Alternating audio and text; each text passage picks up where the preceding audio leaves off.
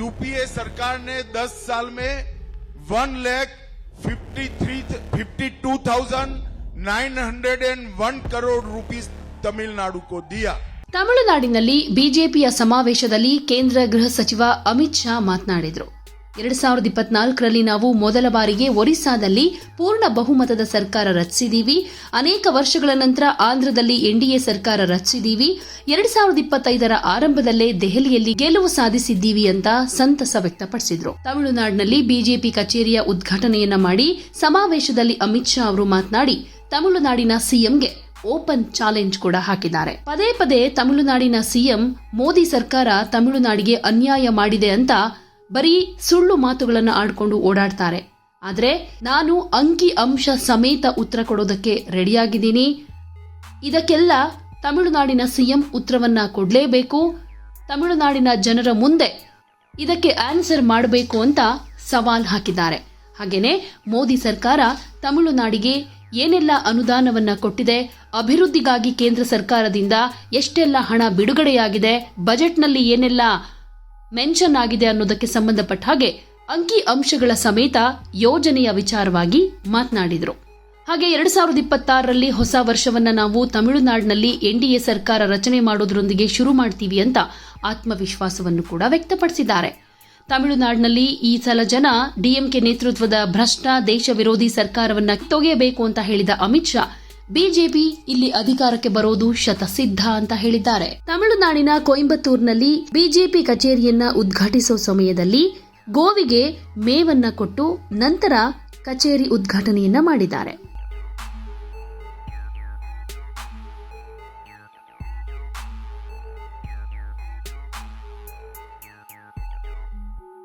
मित्रों, तमिलनाडु के सीएम हमेशा मोदी सरकार ने तमिलनाडु को अन्याय किया इसकी बात करती।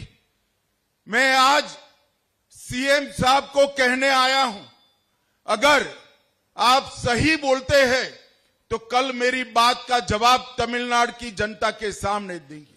तमिलनाडु एक मिनट, आप गोलमोल बात मत करिए। मैं आज स्टेटिस्टिक के साथ हमारा अकाउंट लेकर आया हूं, इसका जवाब देना। மாண்புமிகு முதல்வர் அவர்களே, உங்களுக்கு நான் தெரிவித்துக் கொள்கிறேன், நீங்க தமிழக மக்களுக்கு மிகப்பெரிய பொய்யை சொல்லி துரோகம் இழைத்துக் கொண்டிருக்கிறீர்கள். நான் உங்க முன்னாடி புள்ளி விவரங்களோடு நிற்கிறேன். அதாவது நீங்க இது மாதிரி இல்லாத கற்பனையை இந்த தொகுதி மறுசீரமைப்பில் மக்களுக்கு இழப்பு ஏற்படுகிறது என்பதை தெரிவிப்பது கண்டிக்கத்தக்கது. உண்மையை நான் உரைத்திருக்கிறேன். நீங்க எனக்கு பதில் சொல்ல கடமைப்பட்டிருக்கீங்க. இல்லை என்பதை நான் அறுதியிட்டு கூறிவிட்டேன். எனக்கு பதில் சொல்ல நீங்க கடமைப்பட்டிருக்கிறீர்கள். எதன் அடிப்படையில் இப்படி ஒரு பொய்யை சொல்கிறீர்கள் என்று நீங்கள் பதில் கூற வேண்டும். मित्रों, यूपीए की सरकार थी, 10 साल तक चली, 2004 से 14 तक, और उसने तमिलनाडु को डिवोल्यूशन और ग्रांटेड एड में 10 साल में 1,52,901 करोड़ रुपीस दिया. அதாவது 2004 இருந்து 14 வரைக்கும் நம்முடைய 10 ஆண்டு கால ஆட்சியில 14 இருந்து 24 வரைக்கும் இந்த 10 ஆண்டு கால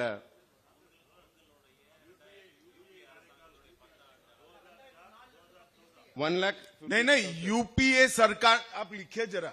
हाँ जी, यूपीए सरकार ने 10 साल में 1,52,901 करोड़ रुपीस तमिलनाडु को दिया.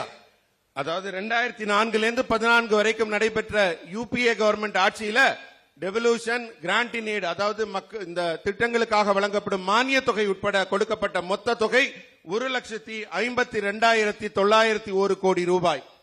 और मोदी सरकार ने 2014 से 24 10 साल में 1,52,000 की कंपैरिजन में 5,08,337,000 करोड़ रुपीस दिया.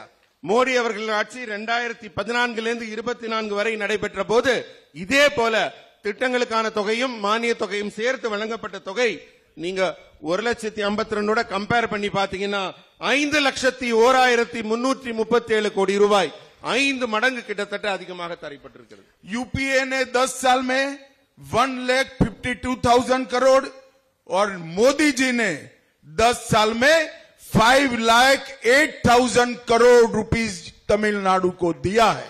யூபிஏ அரசு கொடுத்தது 1,52,000 சில்லற கோடி. ஆனா மோடி அவர்கள் கொடுத்தது 5,08,337 கோடி. और इसके अलावे 1,43,000 करोड़ इंफ्रास्ट्रक्चर डेवलपमेंट के लिए अलग से दिया है. இது மட்டும்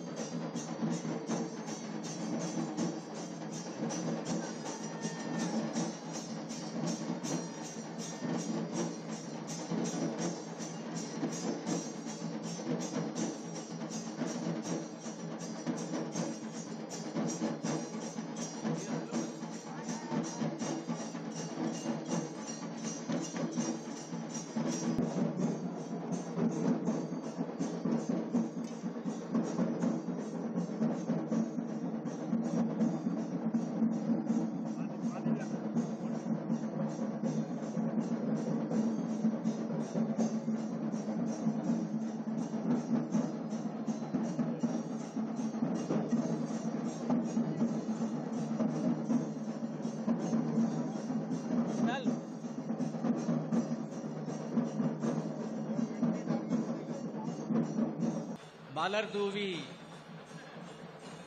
வணக்கம் தெரிவிக்கிறார், பிரார்த்தனை செய்து கொண்டிருக்கிறார்.